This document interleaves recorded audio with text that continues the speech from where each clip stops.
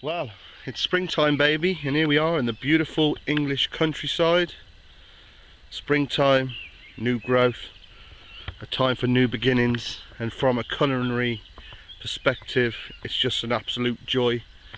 So what we're going to do, if you look at the bottom of that screen, you'll see a little wooded area.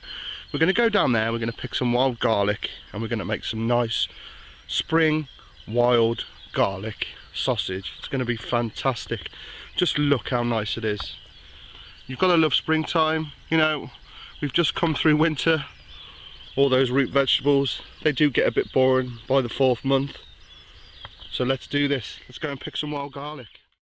So we've reached the area we want to be. You can see all these lovely white flowers on this fantastic wild garlic, and that is exactly what we want. Just listen to that. Beautiful. Right, let's get on and pick some. The smell in here is incredible. It's just garlic centric. And I just want to show you what we're after. These fantastic garlic leaves. You know, the same taste as normal garlic, domestic garlic, just a little bit milder. You can eat these fantastic flowers as well.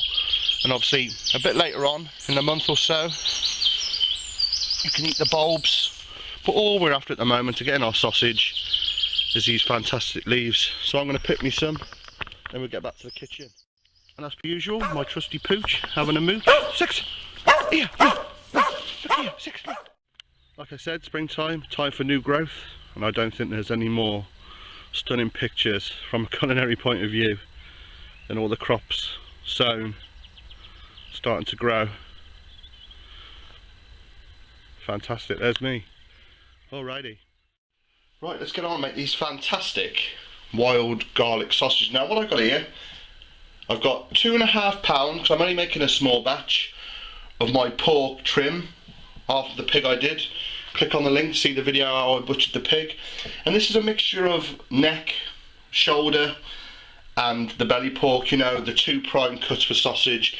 Great, you know, meat to fat ratio. And you know, there's 3 major rules of making sausage. One is the quality of meat. The pig that come off was the best. Secondly, it's that fat to meat ratio. You need at least 30% fat to 70% meat. And there's several different fats on a pig, but I'm using the 2 best. I'm using the back fat from the back, and obviously, you know, the choice flare fat. And the 3rd rule is temperature. You want everything to be cold as possible. So I've chilled all this meat down overnight. As you can see, it's still frozen, the fat. That won't hurt, you know, it's all keeping the temperature down. As you can see, my water has been in the fridge overnight. And I've even chilled the mincer head, that's been in. I've got the mincer on a coarse plate, as you can see there. So what I've got then, 2.5 pounds of pork meat, a pound of fat. I've got an ounce of pork seasoning. Now, I've experimented and tried with my own seasonings, and yes, they're lovely, you know, but it's a lot of experimentation. You know, I find, just go online and get just a basic seasoning, and they are fantastic. You know, because the old school butchers, they would balance up the pepper and the salt and mace and nutmeg and add this and add that. But with that, it's a good base. So I've got an ounce of the seasoning. I've got a pound of rusk or dry breadcrumbs, and I'm going to use a pint of this cold water. And as you can see there, a good handful of that wild garlic we picked. So the first thing we're going to do is we're going to mince through the pork and the fat. So I'll just measure out my water as well. You know, like I said, it is the temperature thing, because obviously when the mincer gets going, it will warm up. So, you know, we'll mince the meat, we'll chill it, then we'll put in all the ingredients, we'll chill that, and then give it a good final chill before we stuff it into the cases. So all I'm going to do then is mince through the meat and the fat. This is my latest toy and I love it. So just before I start mincing then, that's my pint of water into my pound of rusk, and all that is, it'll plump it up. So lovely and cold that is. So I shall crank this on, and all I'm doing, first part, is mincing that pork meat.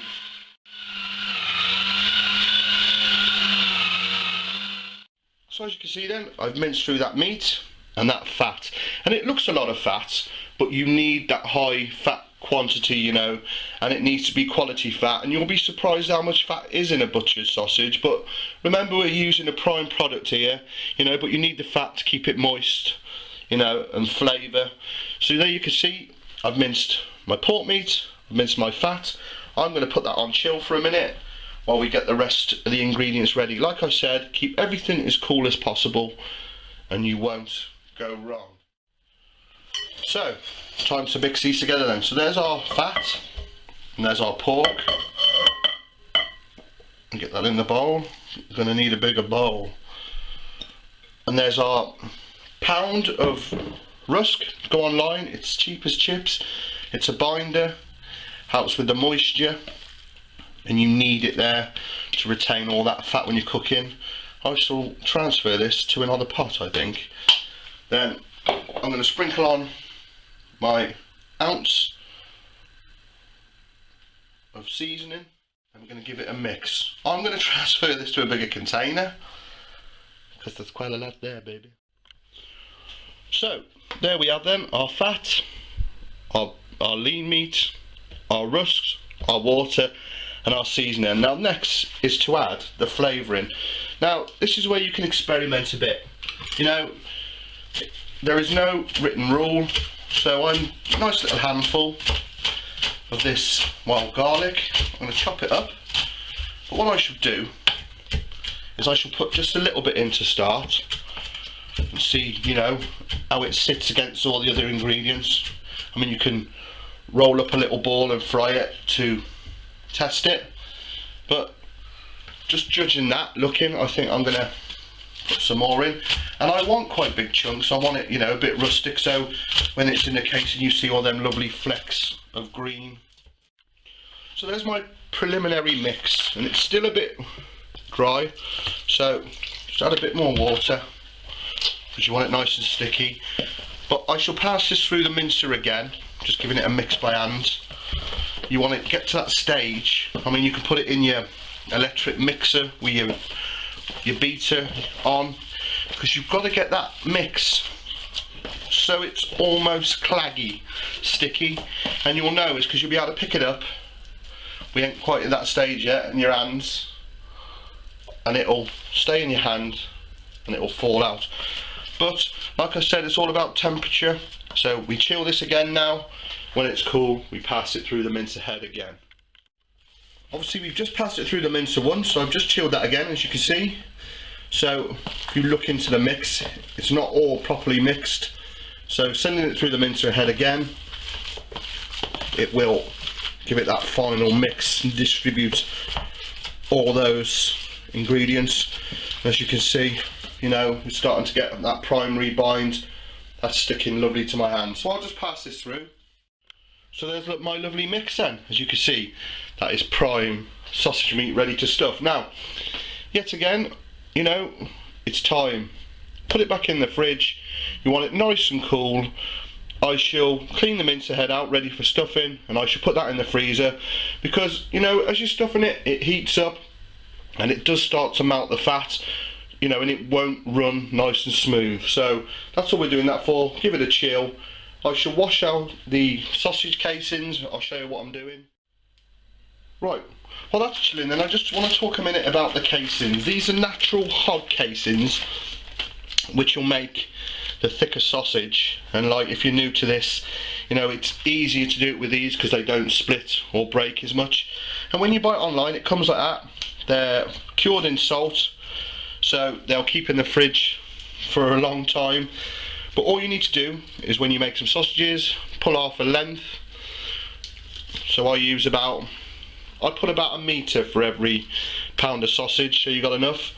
And when you've got your desired amount, just swill them in water, and then I just keep them in the fridge, nice and cool again, and some cold water until I'm ready to use them. And what you do, you put that end over the tap as well, and swill out the whole lot. And then just before we start piping these, we should put them in tepid water for 10 or 15 minutes to loosen them up, and I'll show you that when we get to that part. Now it's time for the fun part. As you can see, that's been in the freezer nice and cold, so get that in the machine. So our mince head's nice and chilled. I've took the cutting blade out, left the coarse plate on, put my attachment into this fantastic machine. I'm just going to screw it back on to the machine. So we got our skins then within tepid water. Put a little bit of water on your work surface, find the end. I put just a drop of neutral oil, just for a bit of lube, you know, no dirty jokes. I mean, there's tons here, but find the end, slip it on, and then just thread. Take your time, your skins. So we threaded our skins onto our piping tube, and you just want to pull until you expose the open tube. Just take a little mix of the sausage meat, and then you put a little bit through, just until it shows at the tip, and we stop it. So put a bit of that excess casing, tie a knot, and gently push it back on, and we are ready to start stuffing. Now, you might find it easier to do it with two.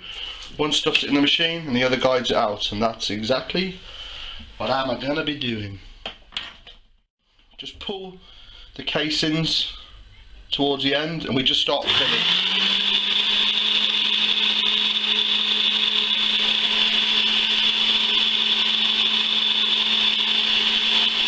It takes a few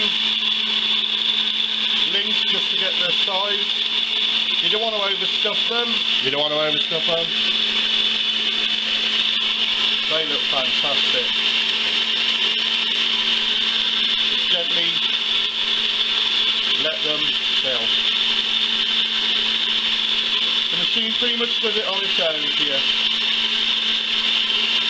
Make sure the cases. See, we're starting to build up that lovely sausage. Take your time, let the machine do the work. So there you have our lovely sausage. Now it's just to tie them. Now there's several ways you can do these, you know. Twist them individually. I mean, the trick is not to overstuff the casing, you know, go along that way, or bits of butcher string, you can do it that way, but I'm going to do it the old school way. So make sure they're the same length. I put that round there. Just start off the link. Let's make sure we can get this on camera. What you do, make another sausage, twist him round, pull that bit, you're getting this on camera, twist him through, turn him, make another one, pull it through, twist them round, top again. And obviously if you haven't overfilled your cases, you'll be able to do this. If you have, they will split. That one, and then just finish it off with a little dinky one there. That'll go in the pan to try.